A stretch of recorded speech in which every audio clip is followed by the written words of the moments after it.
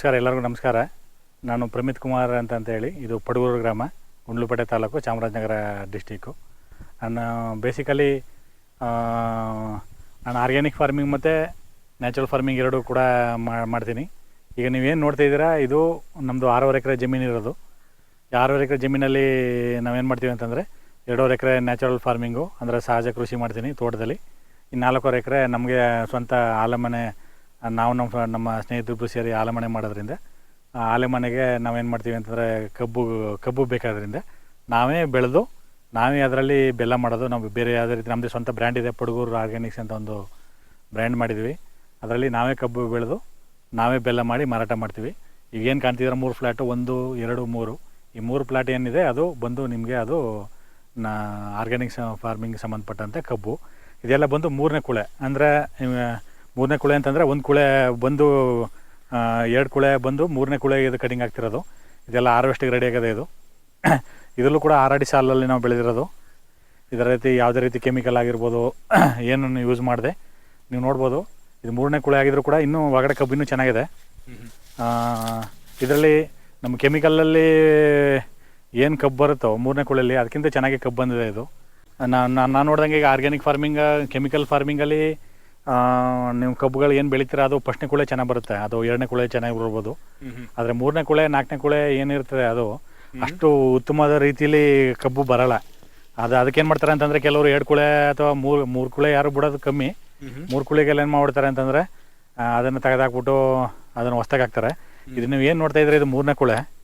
ಇದು ಏನಾಗುತ್ತೆ ಅಂತಂದರೆ ನಮ್ಮದೇ ಸ್ವಂತ ಬ್ರ್ಯಾಂಡ್ ಇರೋದ್ರಿಂದ ನಾವು ಏನಾಗುತ್ತೆ ಅಂತಂದರೆ ನಾವು ಬೇರೆ ಕಡೆಯಿಂದ ಬೆಲ್ಲನ ತಂದು ನಾವು ಬೇರೆ ಕೆಮಿಕಲಲ್ಲಿ ಬೆಳೆದಿರೋಂಥ ಕಬ್ಬನ್ನು ತಂದು ನಾವು ಬೆಲ್ಲ ಮಾಡಿದಾಗ ಅದರ ಟೇಸ್ಟು ಡಿಫ್ರೆನ್ಸ್ ಇರುತ್ತೆ.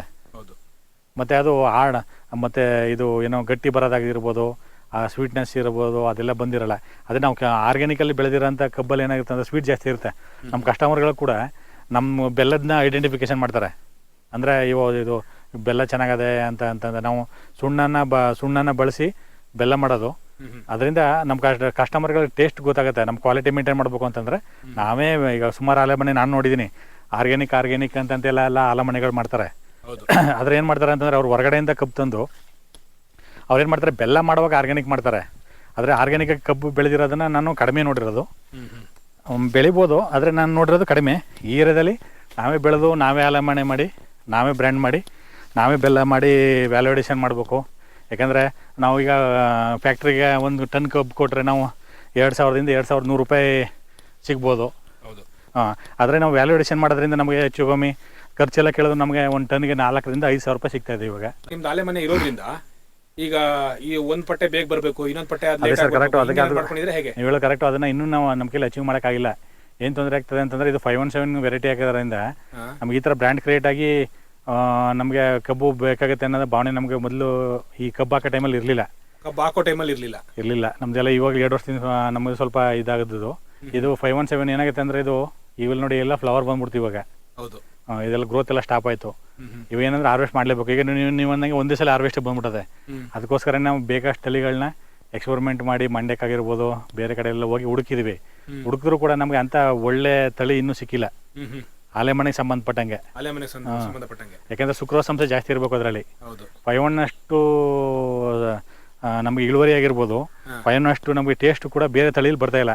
ಇದೆಲ್ಲ ಇದು ಬೇರೆ ನಾವು ಕೆಲವು ಬ್ರಿಕ್ಸ್ ರೇಟ್ ಎಷ್ಟು ಬರುತ್ತೆ? ಇದು ಏನು ಹೇಳಿ, ಬ್ರಿಕ್ಸ್ ರೇಟ್ ಅಂತೀವಲ್ಲ ನಾವು, ಅದು ಹೌದು ಶುಗರ್ ಇದು ಅಂದರೆ ನಾವು ಅದನ್ನು ಚೆಕ್ ಮಾಡಿಲ್ಲ. ಅಂದರೆ ಇಲ್ಲಿ 1 ಟನ್ಗೆ ನಮ್ಮದು ಹೈಯೆಸ್ಟ್ ಈಲ್ಡ್ ಅಂತಂದರೆ 130 kg ಬೆಲ್ಲ ಬರುತ್ತೆ ಸರ್. ಇದು 130 kg, 1 ಟನ್ಗೆ 130 kg ಬೆಲ್ಲ ಬರುತ್ತೆ. ಅದರಲ್ಲೇ ಗೊತ್ತಾಗುತ್ತೆ ಸುಕ್ರೋಸ್ ಅಂಶ ಚೆನ್ನಾಗಿರುತ್ತೆ. ಇದರಲ್ಲಿ ಕಬ್ಬು ಬಲ್ತಿರುತ್ತೆ. ಹೂ ಬಂದಿದೆ ಅಂತಂದರೆ ಏನಾಗುತ್ತೆ ಅಂದರೆ ನೀರಿನಂಶ ಆವಿ ಆಗುತ್ತೆ. ಇವಾಗ ನೀರಿನಂಶ ಯಾವ ಆಟೋಮೆಟಿಕ್ ಆವಿ ಆಗುತ್ತೋ ಅಲ್ಲಿ ಸುಕ್ರೋಸ್ ಮಾತ್ರ ಉಳಿತದೆ. ಸುಕ್ರೋಸಲ್ಲಿ ನಾವು ಜಾಸ್ತಿ ಇವತ್ತು ನಮಗೆ ಟೈಮ್ ತಗೊಳ್ಳಲ್ಲ ಬೆಲ್ಲ ಮಾಡಬೇಕು ಅಂತಂದರೆ. ಅದರಿಂದ ನಾವೇ ಬೆಳೆದು ನಾವೇ ಪ್ರೊಸೆಸಿಂಗ್ ಮಾಡ್ತೀವಿ. ಸೊ ಈ ಒಂದು ಎಷ್ಟು 2.5 ಎಕರೆ ಅಂತ ಹೇಳಿದ್ರಲ್ಲ, ಇದು 4.5 ಎಕರೆ. 4.5 ಎಕರೆ ಕಬ್ಬಲ್ಲಿ ನಿಮ್ಮ ಎಷ್ಟು ಟನ್ನೇಜು ಎಕ್ಸ್ಪೆಕ್ಟೇಷನ್ ಇದೆ? ಈಗ 1 ಎಕರೆಗೆ ಸರ್ ಅವರೇಜು ನಾವು ಬೆಲ್ಲದಲ್ಲಿ ಹೇಳ್ಬೇಕು ಅಂತಂದರೆ ನಾವು ಟನ್ನೇಜ್ ಅಂದರೆ ನಾವೇನು ತೂಕಕ್ಕೆ ಹೋಗಲ್ಲ. ಯಾಕೆಂದ್ರೆ ನಾವು ಈ ಥರ ನಾವು ನಮ್ಮದೇ ಸ್ವಂತ ಇರೋದ್ರಿಂದ ನಾವೇನೋ ತೂಕ ಮಾಡಿಸಿ ಸೇಲ್ ಮಾಡ್ಬೇಕು ಅನ್ನೋ ಭಾವನೆ ಇಲ್ಲ. ನಾವು 1 ಎಕರೆಗೆ 50,000 ರಿಂದ 60,000 ಬೆಲ್ಲ ಮಾಡ್ತೀವಿ. 50,000 ರಿಂದ 60,000 ಬೆಲ್ಲ ಅಚ್ಚುಗಳು ಅಚ್ಚುಗಳು ಅಂದರೆ ನಿಮಗೆ ಟನ್ನೇಜಲ್ಲಿ ಹೇಳ್ಬೇಕು ಅಂತಂದರೆ ಒಂದು 6 ರಿಂದ 7 ಟನ್ನು ಬೆಲ್ಲ ಬರುತ್ತೆ. 6 ರಿಂದ 7 ಟನ್. ನಿಮ್ಗೆ ಏನಪ್ಪ ಅಂದರೆ ಕಾನ್ಸೆಪ್ಟ್ ಬೇರೆಯವ್ರಿಗೆ ಗೊತ್ತಾಗಬೇಕು ಅಂದರೆ ಒಂದು ಟನ್ನನ್ನು ಅರೆದ್ರೆ 130 kg ಬೆಲ್ಲ ಬರುತ್ತೆ. ಓಕೆ, ಚೆನ್ನಾಗಿದ್ರೆ. ಇಲ್ಲ 110 ರಿಂದ 130 kg. ಈಗ ಅವರೇಜ್ ನೀವು 120 kg ತಗೊಂಡ್ರೆ ಒಂದು ಟನ್ಗೆ ಒಂದು 50 ಟನ್ ಬಂದರೆ ಒಂದು ಎಕರೆಯಲ್ಲಿ ಒಂದು 60 ರಿಂದ 70 ಸಾವಿರ ಬೆಲ್ಲ ಬರುತ್ತೆ ನಿಮಗೆ. 60 ಅಂದರೆ ಒಂದು 7 ಟನ್ನು ನಮಗೆ ಬೆಲ್ಲ ಬರುತ್ತೆ ನೋಡಿ. ಈಗ ಇಲ್ಲಿ ಈ ಕೃಷಿದ ಮೂಲ ಉದ್ದೇಶ ಏನು, ನಾವು ನೈಸರ್ಗಿಕ ಕೃಷಿ ಮೂಲ ಉದ್ದೇಶ ಏನು ಅಂತಂದರೆ, ಈಗ ನಾವು ಯಾವುದೇ ರೀತಿ ಉಳುಮೆ ಮಾಡದೇ ಇರೋದು, ಸೂಕ್ಷ್ಮಾಣುಜೀವಿಗಳನ್ನ ಅದಕ್ಕೆ ಉತ್ಪತ್ತಿ ಮಾಡಿ ಅದೇ ಸೂಕ್ಷ್ಮಾಣುಜೀವಿಗಳಿಗೆ ಒಳ್ಳೆ ಜಾಗನ ಕೊಟ್ಟು ಸೂಕ್ಷ್ಮಾಣುಜೀವಿಗಳನ್ನ ಉತ್ಪತ್ತಿ ಮಾಡಿ ನಾವು ಗೊಬ್ಬರಗಳು ತಯಾರು ಮಾಡೋಂಥ ಉದ್ದೇಶದಿಂದನೇ ನಾವು ಮಾಡ್ತಿರೋದು. ಮೇಯ್ನಾಗಿ ನೀವು ಇಲ್ಲಿ ನೋಡ್ಬೋದು, ನೋಡ್ಬೋದು ಅಂತಂದರೆ ಫೈಲೇಯರ್ ಫಾರ್ಮಿಂಗ್ ಅಂತ ಮಾಡಿದ್ದೀವಿ ನಾವು. ಈಗ ನೈಸರ್ಗಿಕ ಕೃಷಿಯಲ್ಲಿ ಬರೀ ಜೀರೋ ಕಲ್ಟಿವೇಷನ್ ಒಂದೇ ಅಲ್ಲ, ಅದ್ರ ತಕ್ಕಂಗೆ ಅದನ್ನು ನಾವು ಅಂದರೆ ಸೂಕ್ಷ್ಮ ವಲಯಗಳು ಅಂತಂತ ನಾವು ಅದನ್ನು ಕ್ರಿಯೇಟ್ ಮಾಡಿಕೊಡ್ಲೇಬೇಕು. ಸೂಕ್ಷ್ಮ ವಲಯ ಅಂತ ಏನಂತಂದರೆ ತಂಪಾದ, ಅಂದರೆ ಸೂರ್ಯಕಿರಣಗಳು ಭೂಮಿಗೆ ಡೈರೆಕ್ಟಾಗಿ ತಾಕ್ತಾ ಇರೋದಂತ ಮಾಡದೇ ಇರೋದೇ ನಾವು ನೈಸರ್ಗಿಕ ಕೃಷಿ ಮೂಲ ಉದ್ದೇಶ. ನೀವು ನೋಡ್ಬೋದು ಎಲ್ಲ ಥರದ ಬೆಳೆಗಳನ್ನ ನಾನು ಮಿಕ್ಸ್ ಆಗಿದ್ದು, ಬಾಳೆ ಆಗಿರ್ಬೋದು, ಕೋಕೋ ಆಗಿರ್ಬೋದು, ಸಪೋಟ ಆಗಿರ್ಬೋದು, ತೆಂಗಾಗಿರ್ಬೋದು. ಈಗ ನೋಡಿ ನಾನು ಏನು ಮಾಡಿದ್ದೀನಿ ಅಂತಂದರೆ 1 2 3 4 ಅಂದರೆ 4 ತೆಂಗಿನ ಮರದ ಮಧ್ಯದಲ್ಲಿ ಒಂದು ಹಣ್ಣಿನ ಗಿಡ ಹಾಕಿದ್ದೀನಿ. ಇದು ಅಂದರೆ ತೆಂಗು ಏನಾಗುತ್ತೆ ಅಂದರೆ ಜಾಸ್ತಿ ಸೂರ್ಯನ ಬೆಳಕನ್ನು ಬೇಡುವಂಥ ಗಿಡ, ಅಂದರೆ ಸೂರ್ಯನ ಬೆಳಕು ಪ್ರೈಮರಿ ಅಂದರೆ ಇದು ಫಸ್ಟ್ ಲೇಯರಲ್ಲಿ ಬರುತ್ತೆ. ಈ ಸೆಕೆಂಡ್ರಿ ಲೇಯರಲ್ಲಿ ಏನು ಬರುತ್ತೆ ಅಂತಂದರೆ ಹಣ್ಣಿನ ಗಿಡ, ಅಂದರೆ ಸೂರ್ಯ ಹುಟ್ಟುತ್ತೆ, ಮುಳುಗುತ್ತೆ, ಮಧ್ಯದಲ್ಲಿ ಸೂರ್ಯ ಈ ಡೈರೆಕ್ಷನ್ ಚೇಂಜ್ ಆದರೂ ಕೂಡ ಸ್ವಲ್ಪ ಅಂದರೆ ಕಡಿಮೆ, ಅಂದರೆ ತೆಂಗಿನ ಮರಕ್ಕಿಂತನೂ ಕಡಿಮೆ ಬೆಳಕನ್ನು ಬೇಡುವಂಥ ಗಿಡ ಇದು. ಅದೇ ರೀತಿ ನೀವು ಸೆಟ್ ಮಾಡ್ತಾ ಹೋಗಿದ್ದೀರಾ ಎಲ್ಲ ಕಡೆಯಲ್ಲಿ? ಹೌದೌದು, ಅದೇ ಥರ ಸೆಟ್ ಮಾಡಿರೋದು. ಅಂದರೆ 4 ಪ್ರೈಮರಿ ಆದಮೇಲೆ ಮಧ್ಯದಲ್ಲಿ ಸೆಕೆಂಡ್ರಿ ಗಿಡ ಬರೋ ಥರ ಮಾಡಿರೋದು. ಮತ್ತು ಇದ್ರಲ್ಲಿ ನೋಡಿದ್ರೆ ನಿಮ್ಮ 3ನೇ ಲೇಯರ್ ಯಾವ್ದು ಬರುತ್ತೆ ಅಂದರೆ ಕೋಕೋ ಬರುತ್ತೆ. ಇಲ್ಲಿ ಪೂರ್ವ ಪಶ್ಚಿಮದಲ್ಲಿ 2 ತೆಂಗಿನ ಗಿಡ ಮಧ್ಯದಲ್ಲಿ ಏನಾಗುತ್ತೆ ಅಂತಂದರೆ ನಿಮಗೆ 2 ತೆಂಗಿನ ಗಿಡ ಮಧ್ಯದಲ್ಲಿ ಏನಾಗುತ್ತೆ ಕೋಕೋ ಬರುತ್ತೆ ಇಲ್ಲಿ. ಈಗ ಕೋಕೋ ನೋಡಿ, ಆ್ಯಕ್ಚುಲಿ ಇದು ಎಷ್ಟು ವರ್ಷದ ಗಿಡಗಳಿವು? ಇದೆಲ್ಲ 3 ವರ್ಷದ ಗಿಡ ಸರ್. ಇದು 3 ವರ್ಷದ ಗಿಡ. ಆ್ಯಕ್ಚುಲಿ ನಾವು ಬರಲ್ವಾ ಈ ಬಿಸಿಲಲ್ಲಿ ಅನ್ನೋದೊಂದು ಭಯ ಇತ್ತು, ನೋಡೋಣ ಅಂತ ಎಕ್ಸ್ಪರಿಮೆಂಟ್ಗೋಸ್ಕರ ಮಾಡಿದ್ದು. ಇದ್ರ ಮೂಲ ಉದ್ದೇಶ ಏನು ಅಂತಂದರೆ, ಈಗ ನಾವು ಕೋಕೋನ ಇಲ್ಲಿಂದ ನಾವು ಶಿವಮೊಗ್ಗಕ್ಕೆ ಸಾಗಿಸ್ಬೋದಾ ಅಥವಾ ಸಾಗಾಟೆ ಮಾಡ್ಬೋದಾ, ಕಡಿಮೆ ಪ್ರಮಾಣದಲ್ಲಿ ಬೆಳೆದಿರೋದ್ರಿಂದ ಅನ್ನೋ ಭಾವನೆ ಇತ್ತು. ಆದರೆ ನೋಡೋಣ, ನನ್ನ ಮೂಲ ಉದ್ದೇಶ ಏನಿತ್ತು ಅಂತಂದರೆ, ಇದರಲ್ಲಿ ನಾವು ಮಾರಾಟ ಮಾಡೋದು ಬಿಟ್ಟು ಈಗ ಎಲೆನ ಅಬ್ಸರ್ವ್ ಮಾಡಿದ್ರೆ ನೀವು, ಇದು ಆ್ಯಕ್ಚುಲಿ ಬೇಗನೆ ಡಿಕಂಪೋಸ್ ಆಗಲ್ಲ ಇದು ಎಲೆಗಳು. ಅವಾಗ ಏನಾಗುತ್ತೆ ಅಂದರೆ ನಿಮಗೆ ಎಲೆ ಈ ಥರ ಬಿದ್ದಿದಾಗ ಏನಾಗುತ್ತೆ ಅಂದರೆ ಅಲ್ಲಿ ಮೈಕ್ರೋ ಕ್ಲೈಮೇಟ್ ಕ್ರಿಯೇಟ್ ಆಗುತ್ತೆ. ಅದು ಸೂಕ್ಷ್ಮಾಣು ಜೀವಿಗಳಿಗಾಗಿರ್ಬೋದು, ಎರೆಹುಳಕ್ಕಾಗಿರ್ಬೋದು, ಗೆದ್ದಲುಗಳಿಗಾಗಿರ್ಬೋದು, ಅದನ್ನು ಸಪೋರ್ಟ್ ಮಾಡುತ್ತೆ. ಅಂದರೆ ಏನಾಗುತ್ತೆ ಅಂದರೆ ಈ ಕೆನಾಪಿ ಏನಿದೆ, ಈ ಕೆನಾಪಿ ಏನಂತ ಮೈಕ್ರೋ ಕ್ಲೈಮೇಟ್ ಕ್ರಿಯೇಟ್ ಮಾಡೋಕ್ಕೋಸ್ಕರ ಹೆಲ್ಪ್ ಮಾಡುತ್ತೆ ಅದು. ಅದರಿಂದ ನಾನೇನು ಮಾಡಿದೆ ಅಂತಂದರೆ, ಈ ಡೈರೆಕ್ಷನಲ್ಲಿ 2 ತೆಂಗಿನ ಮರದ ಮಧ್ಯದಲ್ಲಿ 2 ಕೋಕೋ ಗಿಡ ಬರುತ್ತೆ. ಇದೆಲ್ಲ ಅಂದರೆ ಈ ದಿಕ್ಕು ಪ್ರಕಾರನೇ ನೀವು ಹಾಕೊಂಡಿರೋದು? ದಿಕ್ಕು ಪ್ರಕಾರನೇ ಹಾಕೊಂಡಿರೋದು ಇದು. ನೀವು ನೋಡ್ದಂಗೆ ಈ 2 ತೆಂಗಿನ ಗಿಡದಲ್ಲಿ ಮಧ್ಯದಲ್ಲಿ ಕೋಕೋ ಬಂತು. ಕೋಕೋದು 3 ವರ್ಷದ ಗಿಡಗಳು. ಅದೇ ಈ ಡೈರೆಕ್ಷನಲ್ಲಿ ನೋಡಿದಾಗ ನೀವು ಇಲ್ಲಿ ನೋಡಿ, ನಾನೇನು ಮಾಡಿದ್ದೀನಪ್ಪ ಅಂತಂದರೆ, ಈ ಡೈರೆಕ್ಷನಲ್ಲಿ ಈ ಗ್ಯಾಪಲ್ಲಿ 1 ಕೋಕೋ ಗಿಡ ಮತ್ತು 2 ಗ್ಲಿಸಿಡಿ ಹಾಕಿದ್ದೀನಿ. ಓಕೆ, ಇಲ್ಲಿ ನೋಡಿ 2 ಗ್ಲಿಸಿಡಿ ಹಾಕಿದ್ದೀನಿ. ಅದು ನಮ್ಮ ಈ ಲೋಕಲ್ ಭಾಷೆಲಿ ಏನಂತಾರೆ ಅಂದರೆ ಗೊಬ್ಬರದ ಗಿಡಗಳು ಅಂತ ಕರೀತಾರೆ ಇದನ್ನು. ಇಂಗ್ಲೀಷಲ್ಲಿ ಗ್ಲಿಸಿಡಿ ಅಂತ ಕರೀತಾರೆ. ಮೂಲ ಉದ್ದೇಶ ಏನಪ್ಪ ಗ್ಲಿಸಿಡಿ ಇದು ಅಂತಂದರೆ, ನಾವು ಮಾಡ್ತಿರೋದು ಇದು ಬಂದು ಡೈಕಾಟೋ. ಇದು ಈ ಡೈಕಾಟೋ ಏನಾಗುತ್ತೆ ಅಂತಂದರೆ, ನೀವು ಪ್ರಕೃತಿಲಿ ನೋಡ್ಬೋದು, ಸುಮಾರು ನಿಮಗೆ ಲಕ್ಷಾಂತರ ಗಿಡಗಳು ಡೈಕಾಟ್ ಬರ್ತವೆ, ಲಕ್ಷಾಂತರ ಗಿಡಗಳು ಮಾನಕೊಟ್ಟು ಗಿಡಗಳು ಬರ್ತವೆ. ಅಂದರೆ ಒಂದು ಕಾಂಪೋಸ್ಟ್ ಕ್ರಿಯೇಟ್ ಆಗ್ಬೇಕಾರೆ ಏನು ಸೈನ್ಸ್ ಏನು ಹೇಳುತ್ತಪ್ಪ, ಫಾರ್ಮುಲಾ ಏನು ಹೇಳುತ್ತೆ ಅಂತಂದರೆ 30% of the carbon plus 1% of the nitrogen ಇರಬೇಕು ಅಂತ ಹೇಳುತ್ತೆ ಅಲ್ವಾ. ಈಗ ನೋಡಿ, ಈಗ ನೀವು ತೆಂಗಿನ ಮರದಲ್ಲಿ ಈ ವೇಸ್ಟ್ ಎಲ್ಲ ಬೀಳುತ್ತೆ ಅಲ್ವ, ಇಲ್ಲಿ ಈಗ ಗರಿ ಆಗಿರ್ಬೋದು, ಅದಾಗಿರ್ಬೋದು, ಅಥವಾ ಕೋಕೋ ಗಿಡದ್ದು ಏನೇನೋ ವೇಸ್ಟ್ಗಳೆಲ್ಲ ಬರುತ್ತಲ್ವ, ಅದ್ರ ಮೇಲೆ ನಾವು ನೈಟ್ರೋಜನ್ ಹಾಕಲೇಬೇಕು. ಪ್ಲಸ್ಸು ಗಿಡಗಳಿಗೆ ನೈಟ್ರೋಜನ್ ಫಿಕ್ಸೇಷನ್ ಬೇರೆ ಎಲ್ಲ ಫಿಕ್ಸೇಷನ್ ಮಾಡ್ಬೋದು ನಾವು, ಫಾಸ್ಫರಸ್ ಆಗಿರ್ಬೋದು, ಪೊಟ್ಯಾಶ್ ಆಗಿರ್ಬೋದು ಮಾಡ್ಬೋದು. ಆದರೆ ನೈಟ್ರೋಜನ್ನ ಫಿಕ್ಸ್ ಮಾಡಬೇಕು ಅಂತಂದರೆ ನೈಟ್ರೋಜನ್ ಫಿಕ್ಸೇಷನ್ ಏಜೆಂಟ್ ಬೇಕಲೇಬೇಕು. ಅದರಿಂದ ಏನಾಗುತ್ತೆ ಅಂದರೆ, ಇದು ಕಪ್ಪು ಮಣ್ಣಾದ್ರಿಂದ ಶೀತ ಆಗಿ ಯಾವಾಗಲೂ ನಾವು ಡೈಕಾಟ್ ಬೆಳೆಯೋಂಥ ಚಾನ್ಸಸ್ ಕಡಿಮೆ ಇರುತ್ತೆ. ಇದರಲ್ಲಿ ಶೀತ ಆಗ್ಬೋದು, ಗಿಡ ಕೊಳ್ತೋಗ್ಬೋದು. ಅಥವಾ ನಾವು ಅದಕ್ಕೋಸ್ಕರ ಆ ಪ್ರಾಬ್ಲಮ್ನ ಸಾಲ್ವ್ ಮಾಡೋಕ್ಕೋಸ್ಕರ ಇದು ಡೈಕಾಟ್ ಗಿಡವಾಗಿ ನಾವು ಗ್ಲಿಸಿಡಿನ ಯೂಸ್ ಮಾಡಿದ್ವಿ. ಈಗ ಅಲ್ಲಿ ನೋಡಿದ್ರೆ ನೀವು ಅಲ್ಲಿ ಅದನ್ನ ಕಟ್ಟಿಂಗ್ ಮಾಡಿ 1 ತಿಂಗಳಾಯ್ತು. ಇದು ಈಗ ಕಟ್ ಮಾಡಿ ಒಂದು 3-4 ಡೇಸ್ ಆಗಿರ್ಬೋದು. ನೋಡಿ ಎಷ್ಟು ಬೇಗ ಡಿಕಂಪೋಸ್ ಆಯ್ತದೆ ಗ್ಲಿಸಿಡಿಯ. ಹಾಂ, ಇದೇನಂತಂದ್ರೆ ನಾವು ಕಟ್ ಮಾಡಿ ನಾವು ಇದನ್ನ ಇಲ್ಲಿ ತೆಂಗಿನ ಮರಕ್ಕೆ ಸುತ್ತ ಹಾಕಿರೋದು, ಹಣ್ಣಿನ ಗಿಡಕ್ಕೆ ಸುತ್ತ ಹಾಕೋದು, ಆ ಥರ ಮಾಡ್ತೀವಿ ಇದನ್ನ. ಮತ್ತೆ ಇದರಲ್ಲಿ ಏನಾಗುತ್ತೆ ಅಂತಂದ್ರೆ ನೋಡಿ, ಇದು ಈ ಡೈರೆಕ್ಷನ್ ಅಷ್ಟೇ. ಅಂದ್ರೆ ಪ್ರತಿ ತೆಂಗಿನ ಗಿಡಕ್ಕೂ ನೀವು ಅಬ್ಸರ್ವ್ ಮಾಡ್ಬೋದು 4 ಅಡಿ ದೂರದಲ್ಲಿ, ಅಂದ್ರೆ ಬೇರುಗಳು ಎಲ್ಲಿ ಆ ತೆಂಗಿನ ಗರಿಗಳು ಎಲ್ಲಿ ಸೇರುತ್ತೋ ಆ ಜಾಗದಲ್ಲಿ ನೈಟ್ರೋಜನ್ ಫಿಕ್ಸೇಷನ್ ಏಜೆಂಟನ್ನ ನಾವು ಯೂಸ್ ಮಾಡಿದ್ವಿ. ಅಂದ್ರೆ ಆ ಕಡೆ ಒಂದು ಗಿಡ, ಪ್ರತಿ ತೆಂಗಿನ ಗಿಡಕ್ಕೆ 2 ಆ ಕಡೆ ಒಂದು ಗಿಡ, ಈ ಕಡೆ ಒಂದು ಗಿಡ. ಅದನ್ನ ಅಲ್ಲಿಗೂ ನಾವು ಕಟ್ ಮಾಡಿ ಅಲ್ಲಿಗೂ ಹಾಕ್ತಿವಿ. ಮತ್ತೆ ಸಣ್ಣ ಗಿಡಕ್ಕೆಲ್ಲ ನಾವು ಅದನ್ನ ಯೂಸ್ ಮಾಡ್ತೀವಿ. ನೀವು ಇದೇ ಥರ ಬಂತು ಅಂದರೆ ನಮ್ದೆಲ್ಲ ಫುಲ್ಲು ಇದು ನಮಗೆ ನಮ್ಮ ಇಡೀ ತೋಟ ನಾವು ತೋಟನ ಕಾನ್ಸೆಪ್ಟ್ ಮಾಡೋದು ಇದೇ ಥರ. ಅಂದರೆ ಜಾಸ್ತಿ ಸಪೋರ್ಟ್ ಹಾಕಿದ್ದೀನಿ ನಾನು ಅವಾಗ. ಈಗ ಸೆಕೆಂಡರಿ ಕ್ರಾಪ್ ಆಗಿ ಅಕಸ್ಮಾತ್ ಸಪೋರ್ಟ್ ಸತ್ತೋಗಿರೋ ಜಾಗದಲ್ಲಿ ನಾನೇನು ಮಾಡಿದ್ದೀನಿ ಅಂತಂದರೆ ನಮಗೆ ಯೂಸ್ ಆಗಂತ ಗಿಡಗಳು ಹಾಕೊಂಡಿದ್ದೀನಿ. ನಿಮಗೆ ಯೂಸ್ ಆಗಂತ ಅಂದರೆ ಈಗ ಕೆಲವ್ರು ಏನಂತ ಹೇಳ್ತಾರೆ, ಎಲ್ಲ ಗಿಡಗಳನ್ನ ಬೆಳೆಯೋಕ್ಕಾಗಲ್ಲ. ಈಗ ನಿಂಬು ಗಿಡ ಹಾಕಕ್ಕೆ ಹೋಗ್ತಾರೆ, ಅದೆಲ್ಲ ಬರಲ್ಲ. ಅದಕ್ಕೆಲ್ಲ ಜಾಸ್ತಿ ಸೂರ್ಯನ ಬೆಳಕನ್ನ ಬೇಡ ಅಂತ ಗಿಡಗಳಿರ್ತವೆ. ನಾನು ಹೇಳೋದೇನಪ್ಪ ಅಂತಂದರೆ, ನೀವು ತೋಟದ ಮಧ್ಯದಲ್ಲಿ ಬೇರೆ ಹಣ್ಣಿನ ಗಿಡ ಆಗಲಿ ಬೇರೆ ಗಿಡಗಳನ್ನ ಹಾಕಕ್ಕೆ ಹೋಗಕ್ಕೆ ಮುಂಚೆ ಯಾವ ಗಿಡ ತೋಟದ ಒಳಗಡೆ ಬರುತ್ತೆ ಬರಲ್ಲ ಅನ್ನೋದನ್ನ ಕ್ಯಾಲ್ಕುಲೇಷನ್ ಮಾಡಿ ಮಾಡಕ್ಕೆ ಹೋಗ್ಬೇಕು. ನನ್ನ ಎಕ್ಸ್ಪೀರಿಯನ್ಸಲ್ಲಿ ಏನು ಬರುತ್ತೆ ಅಂದರೆ, ಸೀತಾಫಲ, ರಾಮಫಲ ಇರ್ಬೋದು, ಸಮುದ್ರ ಫಲ ಇರ್ಬೋದು, ಮತ್ತು ಸೀಬೆ ಗಿಡ ಇರ್ಬೋದು, ಅದನ್ನೆಲ್ಲ ನಾನು ಏನು ಮಾಡಿದ್ದೀನಿ ಹಾಕಂದಿದ್ದೀನಿ. ಈಗ ನೀವು ದಾಳಿಂಬೆ ಹಾಕಕ್ಕೆ ಹೋಗ್ಬಾರ್ದು, ನೀವು ನಿಂಬು ಹಾಕಕ್ಕೆ ಹೋಗ್ಬಾರ್ದು. ಅದೆಲ್ಲ ಏನಾಗುತ್ತೆ ಅಂದರೆ ಅದು ಜಾಸ್ತಿ ಸೂರ್ಯನ ಬೆಳಕನ್ನ ಬೇಡ್ತಾ ಇರುತ್ತೆ ಅದು. ಮತ್ತು ಮೊದಲು ಏನು ಮಾಡಿದೆ ಅಂತಂದರೆ, ನಾನು ಸ್ಟಾರ್ಟಿಂಗ್ ಇನಿಷಿಯಲ್ ಸ್ಟೇಜಲ್ಲಿ ಇದೆಲ್ಲಕ್ಕೂ ಡ್ರಿಪ್ ಇರಿಗೇಷನ್ ಮಾಡಿದ್ದೆ. ನಾನು ಯಾವ ಥರ ಡ್ರಿಪ್ ಇರಿಗೇಷನ್ ಮಾಡಿದ್ದೆ ಅಂತಂದರೆ, ಇನ್ನೆಲ್ಲಕ್ಕೂ ಮರಗೆಡ್ಡೆಗಳಿಗೆ ಮಾಮೂಲಿ ಬ್ಲ್ಯಾಕ್ ಪೈಪ್ ನಿಮ್ಗೆ ಗೊತ್ತಲ್ಲ, ಅದರಲ್ಲಿ ಯೂಸ್ ಮಾಡಿದೆ. ಅದು 2 ಥರ ಸಮಸ್ಯೆ ನನಗೆ ಮೈಂಡಲ್ಲಿ 2 ಥರ ಸಮಸ್ಯೆ ಕಾಣೋಕ್ಕೆ ಸ್ಟಾರ್ಟ್ ಆಯಿತು. ಒಂದು ಏನಪ್ಪ ಅಂತಂದರೆ, ಈಗ ನೀರು ನಾವು ಕೊಡ್ತಾ ಇರ್ತೀವಿ, ಇಲ್ಲೆಲ್ಲೋ ನೀರು ಕೊಡ್ತಾ ಇರ್ತೀವಿ, ಇಲ್ಲಿ ಮಾತ್ರ ಬೇಸಿಗೆಯಲ್ಲಿ ತೇವಾಗ್ತಿರುತ್ತೆ, ಬೇರೆ ಏರಿಯಾಗಳಲ್ಲಿ ತೇವಾಗ್ತಿರಲ್ಲ. ಅಂದರೆ ಸೂಕ್ಷ್ಮಾಣು ಜೀವಿಗಳು ಡೆವಲಪ್ ಆಗಬೇಕು ಅಂತಂದರೆ ಬರೀ ಯಾವುದೋ ಒಂದು ಜಾಗದಲ್ಲಿ ಡೆವಲಪ್ ಆಗೋಕ್ಕಾಗಲ್ಲ, ಎಲ್ಲ ಜಾಗದಲ್ಲೂ ತೇವಾಂಶ ಇರಬೇಕು. ಅದಕ್ಕೆ ಎರೆಹುಳುಗಳಿಗೆ ತೇವಾಂಶ ಇಂಪಾರ್ಟೆಂಟು, ಮತ್ತು ಸೂಕ್ಷ್ಮಾಣು ಜೀವಿಗಳಿಗೂ ಕೂಡ ತೇವಾಂಶ ಇಂಪಾರ್ಟೆಂಟು.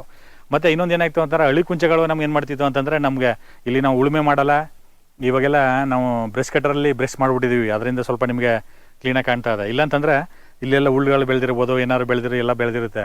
ಆಗ ಹಳ್ಳಿ ಕುಂಚಗಳಾಗಿರ್ಬೋದು, ಇಳಿ ಅಗ್ನಿಗಳು ಏನು ಮಾಡುತ್ತೋ ಪೈಪ್ಗಳನ್ನ ಡ್ಯಾಮೇಜ್ ಮಾಡ್ತಾಯಿತ್ತು, ಅದನ್ನು ಮೇಂಟೆನೆನ್ಸ್ ಆಗ್ತಿತ್ತು. ಅವಾಗ ಏನು ಮಾಡಿದೆ ಅಂತಂದರೆ, ನಾನು ಬೇರೆ ಕಡೆ ನೋಡಿ ಆಗಿರ್ಬೋದು, ಅಥವಾ ನಾನು ಸ್ವಲ್ಪ ಡಿಸ್ಕಸ್ ಮಾಡಿ ಏನು ಮಾಡಿದೆ ಅಂತಂದರೆ, ಈ ಥರ ಮೈಕ್ರೋ ಸ್ಪ್ರಿಂಕ್ಲರ್ನ ನಾನು ಅಳವಡಿಕೆ ಮಾಡ್ಕೊಂಡೆ. ಇದರಲ್ಲಿ ನಾವು ಶುಂಠಿ ಇದರಲ್ಲಿ ಗದ್ದೆಗಳಲ್ಲಿ ಹೆಚ್ಚಾಗಿ ಕಾಣ್ತಿದ್ವಿ. ಹೌದು. ಈಗ ಏನಾಗುತ್ತೆ ಅಂತಂದರೆ, ಈಗ ನನಗೊಂದು ಅಡ್ವಾಂಟೇಜ್ ಏನಪ್ಪ ಅಂತಂದರೆ, ಎಲ್ಲ ಪ್ರದೇಶಗಳಿಗೂ ನೀರಾಗುತ್ತೆ ಇಲ್ಲಿ. ಇಲ್ಲೊಂದು ಎಲ್ಲ ಪ್ರದೇಶಗಳು ನೀರಾದಾಗ ಏನಾಗುತ್ತೆ ಅಂತಂದರೆ, ನೀವು ಅಬ್ಸರ್ವ್ ಮಾಡಿ, ನೀವು ನೋಡ್ತಿದ್ರಲ್ಲ, ಫೀಲ್ ಆಗ್ತಿದೆಯಲ್ಲ ನಿಮಗೆ, ಎಲ್ಲ ಪ್ರದೇಶದಲ್ಲಿ ನೀರು ಇರೋದ್ರಿಂದ ಎಲ್ಲ ಕಡೆಗಳಿಗೂ ನಮ್ಮದು ಡಿಕಂಪೋಸ್ ಆಗೋಕ್ಕಿರ್ಬೋದು, ಒಂದು ಕಾಂಪೋಸ್ಟಿಂಗ್ ಕ್ರಿಯೇಟ್ ಮಾಡೋಕ್ಕಾಗಿರ್ಬೋದು, ಎಲ್ಲ ಈಗ ನೀವು ತೆಂಗಿನ ಕೆಲವರು ಏನು ಮಾಡ್ತಾರೆ, ತೆಂಗಿನ ಬುಡಕ್ಕೆ ಮಾತ್ರ ನೀರು ಬಿಡ್ತಾರೆ. ಅದ್ರ ಏನಾಗುತ್ತೆ, ಅದರ ರೂಟ್ಸ್ಗಳೆಲ್ಲ ಬಂದು ಇಲ್ಲಿರುತ್ತೆ. ಅದೇ ತೆಂಗಿನ ಗಿಡದಿಂದ ಸುಮಾರು ದೂರದಲ್ಲಿ ಬಿದ್ದಿರೋದು. ಹೌದು. ಎಲ್ಲಿರುವ ತೆಂಗಿನ ಗಿಡದ್ದು ಎಲೆ ಕೊನೆ ಆಗುತ್ತೋ ಅಲ್ಲಿ ಅದರದ್ದು ಅದು ಫುಡ್ ರೂಟ್ಸ್ಗಳು ಇರ್ತವೆ, ಅಲ್ಲಿಗೆ ನೀರು ಸಪ್ಲೈ ಮಾಡ್ಬೇಕು ನಾವು. ಇದು ಅವಾಗ ಏನಾಗುತ್ತೆ ಅಂತಂದರೆ, ಈ ಮೈಕ್ರೋ ಸ್ಪ್ರಿಂಕ್ಲರ್ ಹಾಕಿರೋದ್ರಿಂದ ಇಡೀ ನಮ್ಮ 2.5 ಎಕರೆ ಜಮೀನು ಪೂರ್ತಿ ನ್ಯಾಚುರಲ್ ಫಾರ್ಮಿಂಗಲ್ಲಿ ನಮಗೆ ಈಗ 1 ಅಡಿನೂ ಕೂಡ ಮಿಸ್ ಇಲ್ಲದೆ ನೀರು ಸಪ್ಲೈ ಆಗುತ್ತೆ. ಈಗ ನೀವೊಂದು ಅಬ್ಸರ್ವ್ ಮಾಡಿ, ಒಂದು ಅದ್ಭುತ ನೋಡಬೇಕಾದ್ರೆ ನಿಮ್ಗೆ ತೋರಿಸ್ಬೋದು. ನಾವು ನ್ಯಾಚುರಲ್ ಫಾರ್ಮಿಂಗ್ ಸ್ಟಾರ್ಟ್ ಮಾಡೋಕ್ಕೆ ಮುಂಚೆ ಗಿಡ ಹಿಂಗಿತ್ತು ನೋಡಿ, ಇಲ್ಲಿ ಚೇಂಜಸ್ ಆಗಿರೋದು. ಹೌದು, ಸ್ವಲ್ಪ ಇದಿಗಿದೆ, ಸಣ್ಣಗಿದೆ ನೋಡಿ, ಚೇಂಜಸ್ ಆಯ್ತಾ. ಇಲ್ಲಿ ಬನ್ನಿ, ಪ್ರತಿ ಒಂದು ಗಿಡನ ತೋರಿಸ್ತೀನಿ ನಿಮಗೆ. ಇಲ್ಲಿ ಬನ್ನಿ, ಇಲ್ಲಿ ನೋಡಿ. ಹೌದು, ಅಲ್ಲೂ ಸಣ್ಣಕ್ಕಾಗಿದೆ. ಹೌದು, ಆಯ್ತಾ.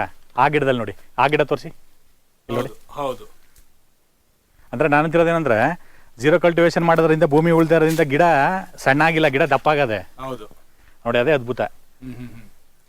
ಇದು ಎಷ್ಟು ವರ್ಷದ್ದು ಒಂದು ಡಿಫ್ರೆನ್ಸ್ ಅದು? ಇದು ನಾವು ನಮ್ಮ ತಂದೆ ಸ್ಟಾರ್ಟ್ ಮಾಡಿ ಒಂದು 25 ವರ್ಷ ಇರ್ಬೋದು. ಇದು ಅದರಲ್ಲಿ ಒಂದು 10 ವರ್ಷದಲ್ಲಿ ಈ ತರ ರಿಸಲ್ಟ್ ಚೇಂಜ್ ಆಗಿರೋದು. 10 ವರ್ಷದಲ್ಲಿ ರಿಸಲ್ಟ್ ಚೇಂಜ್. ಅದನ್ನ ಫುಲ್ ಜೀರೋ ಕಲ್ಟಿವೇಶನ್ ಮಾಡಿ 6 ವರ್ಷ ಆಯ್ತು. ಅಂದ್ರೆ ನ್ಯಾಚುರಲ್ ಕಲ್ಟಿವೇಶನ್ ನೀವು ಯಾವಾಗ ಸ್ಟಾರ್ಟ್ ಮಾಡಿದ್ರಿ ಅವಾಗಿಂದ ಚೇಂಜಸ್, ಇನ್ನು ಕಾಯಿ ಸಂಖ್ಯೆನೂ ಕೂಡ ಜಾಸ್ತಿ ಆಗಿದೆ ನೋಡಿ. ಈಗ ಇಳುವರಿನೂ ಜಾಸ್ತಿ ಆಗಿದೆ.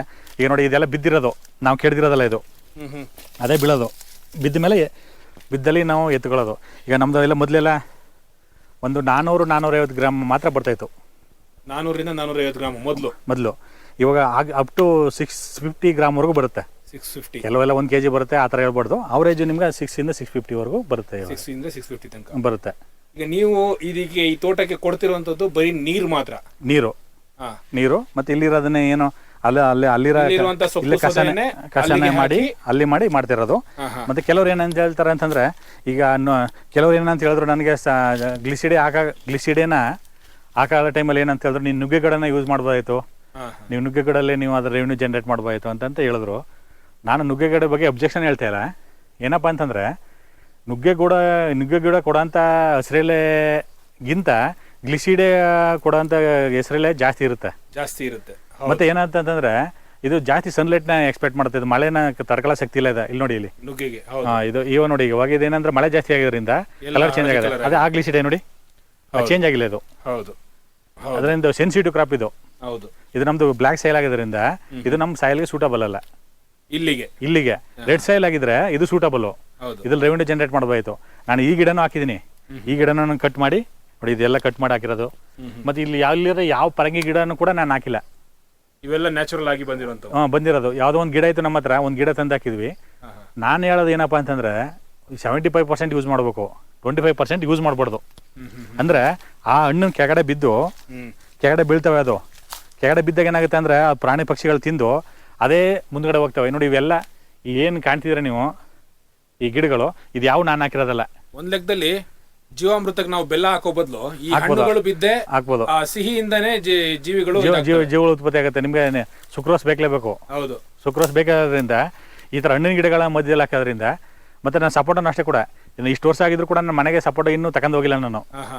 ಅಲ್ಲಿ ಪ್ರಾಣಿ ಪಕ್ಷಿಗಳು ತಿಂತವೆ, ಸಪೋಟ ಕೆಳಗಡೆ ಬೀಳ್ತವೆ, ಕೆಲವು ತೆಂಗಿನಕಾಯಿಗಳು ಬೀಳ್ತವೆ, ವೇಸ್ಟ್ ಆಗ್ತವೆ. ಅಂದರೆ ಎಷ್ಟು ನಾವು ಉಪಯೋಗಿಸ್ತೀವೋ ಒಂದು 10 ಒಂದು 20% ನಾವು ಅದನ್ನು ಹಂಗೆ ಕೆಳಗಡೆ ಬಿಟ್ಟಾಗ ಏನಾಗುತ್ತೆ ಅಂತಂದರೆ ಅದರಲ್ಲೂ ಮೈಕ್ರೋಬ್ಸ್ಗಳು ಡೆವಲಪ್ ಆಗೋಕ್ಕೋಸ್ಕರ ಅದು ಹೆಲ್ಪ್ ಆಗುತ್ತೆ. ಯಾವುದೇ ಗೊಬ್ಬರ ಕೊಟ್ಟರು ಬಹುಶಃ ಈ ಸೈಜಿಗೆ ಬರಲ್ಲ ಅಂತ ಬಂದಿಲ್ಲ. ನಾವು ಏನು ಪ್ಲಾಂಟೇಶನ್ ಕೂಡ ನಾವು ಮಾಡಿಲ್ಲ. ಎಲ್ಲ ಸ್ಟಾರ್ಟಿಂಗಲ್ಲಿ ಸ್ವಲ್ಪ ಪ್ಲಾಂಟೇಶನ್ ಮಾಡಿದ್ದು, ಆಮೇಲೆ ಒಂದು 4-5 ಗಿಡ ಪ್ಲಾಂಟೇಶನ್ ಮಾಡಿದ್ದು. ಈಗ ಎಲ್ಲೆಲ್ಲೋ ನೀವು ತೋಟದಲ್ಲಿ ಅಬ್ಸರ್ವ್ ಮಾಡ್ತಂದ್ರೆ ಸುಮಾರು ಕಡೆ ಈಗ ಅದು ಗಿಡಗಳ ಡೆವಲಪ್ ಆಗಿದೆ. ಮತ್ತು ನಾವು ಏನು ಮಾಡ್ತೀವಿ ಅಂತಂದರೆ ಸ್ವಲ್ಪ ಅರಿಶಿನ ಬೆಳ್ಕೊಳ್ತೀವಿ. ನ್ಯಾಚುರಲ್ ಆಗಿ ಅರಿಶಿನ ನಾಟಿ ಮಾಡಿದ್ದೀವಿ. ನ್ಯಾಚುರಲ್ಲು ಯಾವುದೇ ರೀತಿಯ ಔಷಧಿಗಳು ಹೊಡೆಯೋದು ಏನು ಮಾಡಿಲ್ಲ. ಇಲ್ಲಿ ನೋಡಿ ಬನ್ನಿ, ಇದೆಲ್ಲ ಎಷ್ಟು ಒಂದು ಸಮಯದ ಗಿಡಗಳು ಇವು? ಇದೆಲ್ಲ ಸರ್ ಇನ್ನೇನು ಇವಾಗ ಜನವರಿ ಫೆಬ್ರವರಿಗೆಲ್ಲ ಹಾರ್ವೆಸ್ಟ್ ಆಗುತ್ತೆ. ಇದು ಜನವರಿ ಫೆಬ್ರವರಿಗೆ ಹಾರ್ವೆಸ್ಟ್ ಆಗುತ್ತೆ. ಇದುವರೆಗೂ ಒಂದು ಔಷಧಿ ಹೊಡೆದಿಲ್ಲ, ಒಂದು ಗೊಬ್ಬರ ಹೊಡೆದಿಲ್ಲ, ಏನೂ ಮಾಡಿಲ್ಲ. ಇನ್ನೇನು ಎಲ್ಲ ಡ್ರೈ ಆಗ್ತಾ ಇದೆ. ಒಂದು ತಿಂಗಳಲ್ಲಿ, 2 ತಿಂಗಳಲ್ಲಿ ಅದು ನಿಮಗೆ ಗೆಡ್ಡೆ ಸಿಗುತ್ತೆ. ಇದನ್ನು ನಾವು ವ್ಯಾಲ್ಯೂಡೇಷನ್ ಮಾಡ್ಬೇಕನ್ನೋ ಮೂಲ ಉದ್ದೇಶದಿಂದ ನಮ್ಮ ಕೆಲವು ಕಸ್ಟಮರ್ಗಳವ್ರೆ ಇದು ವ್ಯಾಲ್ಯೂಡೇಷನ್ ಮಾಡ್ತೀವಿ. ಇದು ಪೌಡ್ರ್ ಮಾಡಿ ಏನು ಮಾಡ್ತೀವಿ ಅಂತಂದ್ರೆ ಇದನ್ನ ಪೌಡ್ರ್ ಮಾಡಿ ನಾವು ಕೆಜಿಗೆ 350 ರೂಪಾಯಿ ಹಂಗೆ ನಾವು ಸೇಲ್ ಮಾಡ್ತಾ ಇದೀವಿ. ನಮ್ಮ ಇದರಲ್ಲಿ ನಾವು ಸೇಲ್ ಮಾಡ್ತೀವಿ. ನಾನು ನಿಮ್ಗೆ ಅವಾಗಲೇ ಹೇಳಿದ್ನಲ್ವಾ, ನೋಡಿ ಇದು ಓಲ್ಡ್ ಮೆಥಡಲ್ಲಿ ಇಲ್ಲಿ ನೋಡಿ ತೋರಿಸಿದ್ದು. ಇದು ಓಲ್ಡ್ ಮೆಥಡಲ್ಲಿ ಮೊದಲೆಲ್ಲ ನಾವು ಈ ಥರ ಡ್ರಿಪ್ಪಲ್ಲಿ ನೀರು ಕೊಡ್ತಾ ಇದ್ವಲ್ಲ. ಇಲ್ಲಿ ನೋಡಿ, ಇಲ್ಲಿ ಹೊಡೆದ್ರೆ ನೋಡಿ ಡ್ಯಾಮೇಜ್ ಮಾಡಿ. ಯಾವಾಗ ಏನಾಗ್ತಿತ್ತು ಅಂತಂದ್ರೆ ನೀವು ಏನೇ ಮಾಡಿದ್ರು ಇದೇ ಒಂದು ನೀರು ಕೊಡಬೇಕು, ಅದು ಏನಾದ್ರು ಕೊಡಬೇಕು ಅಂತಂದಾಗ ನಿಮ್ಗೆ ಇದೇ ಒಂದು ದೊಡ್ಡ ಸಮಸ್ಯೆ ಆಗುತ್ತೆ ಅನ್ನೋದನ್ನೇ. ಈಗ ನೋಡಿ ಇದೆಲ್ಲ ಈಗ ಅದು ನಿಮ್ಗೆ ರಾಮ್ಫಲ, ಅದು ಅಲ್ಲೊಂದು ಚಂದ್ರಫಲ ಒಂದು ಹಾಕಿದ್ವಿ. ಅಂದ್ರೆ ಎಲ್ಲಿ ಸಪೋಟ ಡ್ಯಾಮೇಜ್ ಆಗಿದೆಯೋ ಆ ಜಾಗದಲ್ಲಿ ಬೇರೆ ಹಣ್ಣಿನ ಗಿಡ ಹಾಕೋಣ ಅನ್ನೋ ಉದ್ದೇಶದಿಂದ ಆ ತರ ಮಾಡಿದ್ವಿ. ಈ ಪ್ಲಾಟ್ ಇಂದು ಮೇನ್ ಕ್ರಾಪ್ ಬಂದ್ಬಿಟ್ಟು ಅರಿಶಿನ ಅಷ್ಟೇ ಮಧ್ಯದಲ್ಲಿ. ಅಂದ್ರೆ 5th ಲೇಯರ್ ತರ ಇದು. ಇದ್ರಲ್ಲಿ ಯಾವ್ದು ಬಂದ್ರೆ ಬರ್ಬೋದು, ಬರ್ದಾರಿಲ್ಲ. ನಾವೇನು ಎಕ್ಸ್ಪೆಕ್ಟೇಷನ್ ಇಲ್ಲ ಇದರಲ್ಲಿ. ಇದು ಈ 5 ಲೇಯರ್ ಮಾಡೆಲ್ ಏನಿದೆಯಲ್ಲ, ಇದನ್ನ ನೀವು ಮಾಡ್ಬೇಕು ಅನ್ನೋ ಒಂದು ಉದ್ದೇಶ ಅಥವಾ ನಿಮಗೊಂದು ಇನ್ಸ್ಪಿರೇಷನ್ ಹೇಗೆ? ಅಂದ್ರೆ ನಾವು ಜೀರೋ ಕಲ್ಟಿವೇಶನ್ ಅಂದ್ರೆ ಇಲ್ಲಿ ನಮಗೆ 1000 ಅಡಿ ಹೊಡೆದ್ರು ಕೂಡ ನೀರು ಬರಲ್ಲ ಸರ್. ಇಲ್ಲಿ ಈ ಏರಿಯಾದಲ್ಲಿ ಇವಾಗ ಸ್ವಲ್ಪ ಇಂಪ್ರೂವ್ ಆಗಿದೆ. ಅಂದ್ರೆ ಸ್ವಲ್ಪ ಕೆರೆ ತುಂಬಾ ಪ್ರೋಗ್ರಾಮ್ಗಳು ಅದೆಲ್ಲ ಆದ್ಮೇಲೆ ಈ ಏರಿಯಾದಲ್ಲಿ ಸ್ವಲ್ಪ ಏನೋ ನೀರುಗಳು ಇಂಪ್ರೂವ್ ಆಗಿದೆ. ಆದ್ರೆ ನಾನು ಸ್ಟಾರ್ಟಿಂಗ್ ಅಲ್ಲಿ ಅಗ್ರಿಕಲ್ಚರ್ ಬರ್ಬೇಕು ಅಂತಂದಾಗ 1000 ಅಡಿ ಹೊಡೆದಾಗೂ ನೀರು ಸಿಗ್ತಿರ್ಲಿಲ್ಲ. ಇಲ್ಲಿ ನೀರಿಗೆ ಸಖತ್ತು ಏನೋ ತೊಂದರೆ ಇತ್ತು. ಅವಾಗ ನಾನೇನು ಯೋಚನೆ ಮಾಡಿದೆ ಅಂತಂದ್ರೆ ಈ ಥರ ನ್ಯಾಚುರಲ್ ಫಾರ್ಮಿಂಗ್ ಮಾಡಿದಾಗ ಬೇಸಿಗೆ ಒಂದು 10-6 ವರ್ಷ ಅದು ಬೇಸಿಗೆನ ತಡ್ಕೊಳ್ಳೋಂಥ ಶಕ್ತಿ ಏನು ಹ್ಯೂಮಸ್ ಕ್ರಿಯೇಟ್ ಆದಾಗ ಅದೇನು ಮಾಡುತ್ತೆ ಅಂತಂದ್ರೆ ಮಳೆ ಅಂಶ ಕಡಿಮೆ ಆದರೂ ಕೂಡ ಸರ್ವೆ ಹೋಗೋಂಥ ಚಾನ್ಸಸ್ ಇರುತ್ತೆ. ಯಾಕಂದ್ರೆ ಇದೆಲ್ಲ ನಮ್ಮ ಮರಗಿಡಗಳು ನಾವೆಲ್ಲ ಭೂಮಿನ ಉಳುಮೆ ಮಾಡಲ್ಲ, ಆಯ್ತಾ.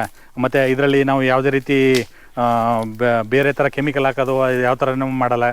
ಮತ್ತು ಏನಾಗುತ್ತೆ ಅಂತಂದರೆ ಯಾವಾಗಲೂ ಗಿಡಗಳಿರೋದ್ರಿಂದ ಭೂಮಿಗೆ ಬಿಸಿಲನ್ನೇ ಬೀಳದೆ ಇರೋದ್ರಿಂದ ಏನಾಗ್ತದೆ ಅಂದರೆ ಆಟೋಮೆಟಿಕ್ಕಾಗಿ ನಿಮಗೆ ಭೂಮಿ ತಂಪಿರುತ್ತೆ, ಮಳೆಗಾಲದಲ್ಲಿ ನೀರು ಚೆನ್ನಾಗಿ ಅಬ್ಸರ್ವ್ ಮಾಡ್ಕೊಂಡಿರುತ್ತೆ.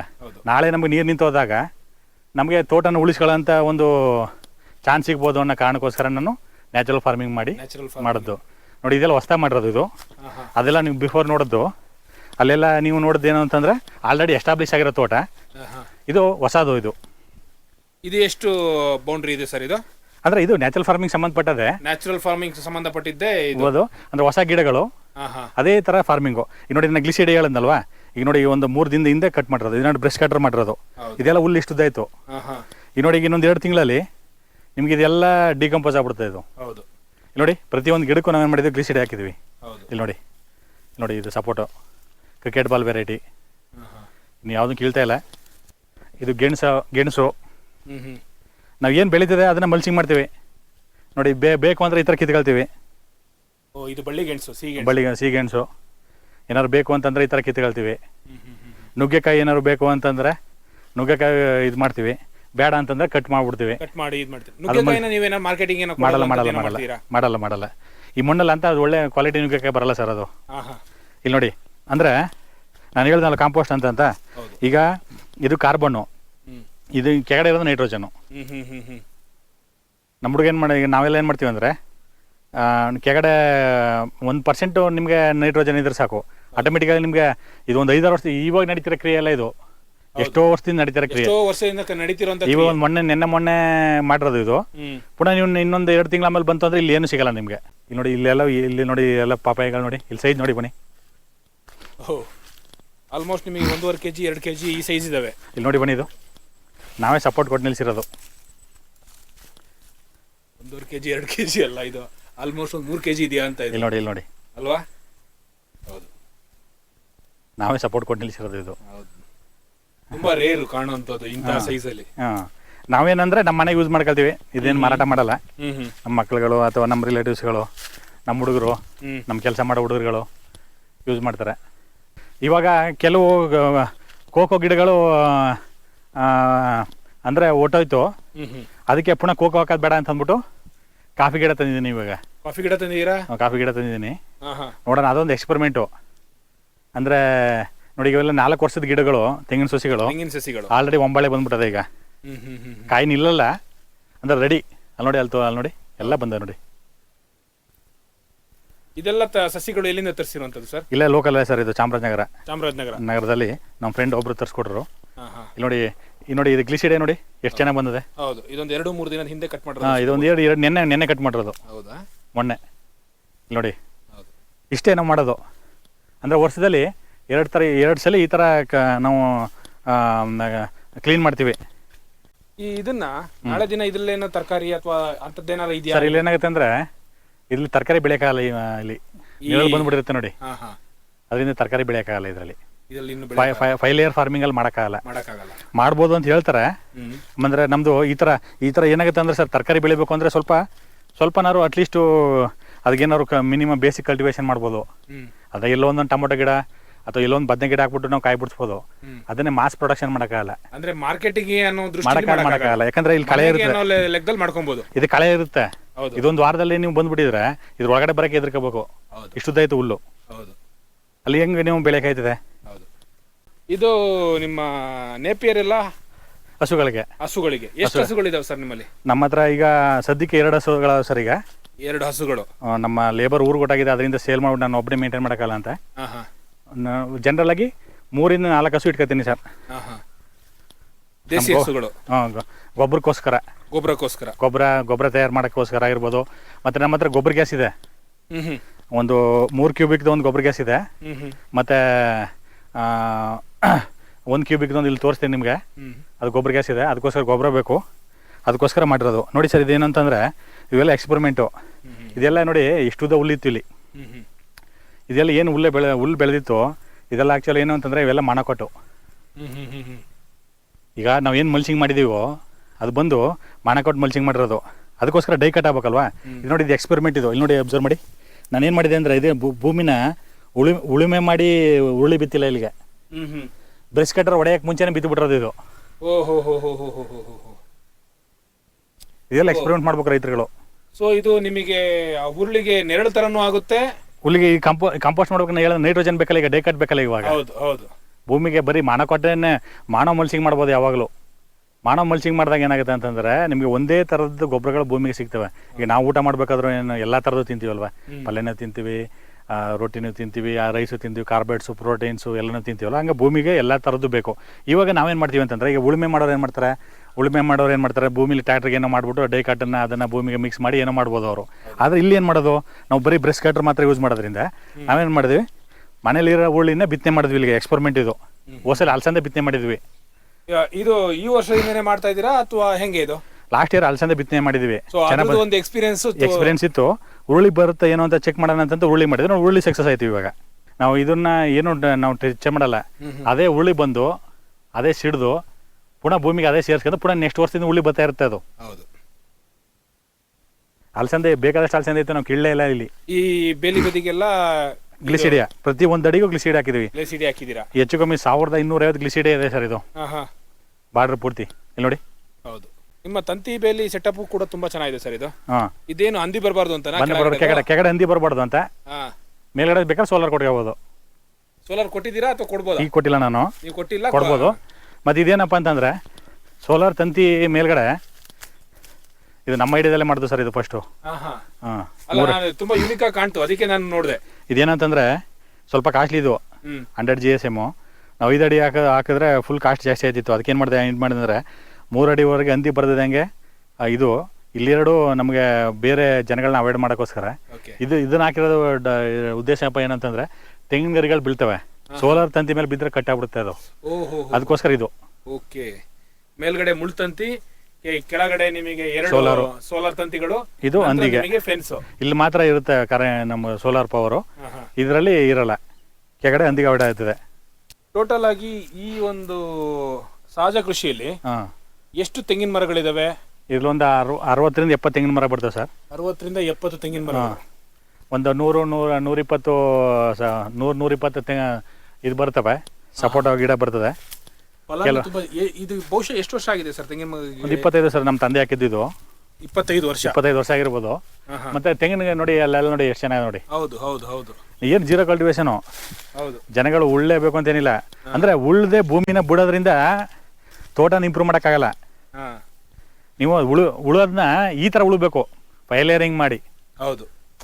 ಈಗ ಉಳ್ದೆ ಏನು ಮಾಡ್ತಾರೆ ಅಂತಂದ್ರೆ ದನಗಳು ಕಟ್ಟಿ ಮೇಯಿಸ್ಕೊಂಡು ನಾನು ಭೂಮಿ ಉಳಲ್ಲ, ತೋಟ ಉಳಲ್ಲ ಅಂತೆಲ್ಲ ಮಾಡ್ತಾರೆ. ಅದು ತಪ್ಪೋದು. ಹೌದು. ಉಳಬಾರ್ದು ಅಂತಂದ್ರೆ ಇಂಡೈರೆಕ್ಟ್ ಈ ಥರ ಉಳಬೇಕು ನಾವು. ಅಂದ್ರೆ ಸೂಕ್ಷ್ಮ ಜೀವಿಗಳು ಎರೆಹುಳದಿಂದ ಭೂಮಿನ ಉಳುಮೆ ಮಾಡಬೇಕು. ಬೇಸಿಗೆಗಾಲದಲ್ಲಿ ಬೆಂಕಿನೆಲ್ಲ ಹೆಂಗ್ ಅವಾಯ್ಡ್ ಮಾಡ್ತೀರಾ ಸರ್? ಇದೇನಾಗುತ್ತೆ ಅಂದ್ರೆ ಸರ್, ಇದು ಈ ಥರ ಮಲ್ಚಿಂಗ್ ಮಾಡಿರ್ತೀವಲ್ಲ, ಈ ಯಾವುದೇ ರೀತಿ ಒಣಗಿರೋ ಪದಾರ್ಥಗಳು ಮೈಕ್ರೋ ಸ್ಪ್ರಿಂಕ್ಲರ್ ಇರೋದ್ರಿಂದ ಇದೆಲ್ಲ ಹಸಿರಾಗಿರುತ್ತೆ.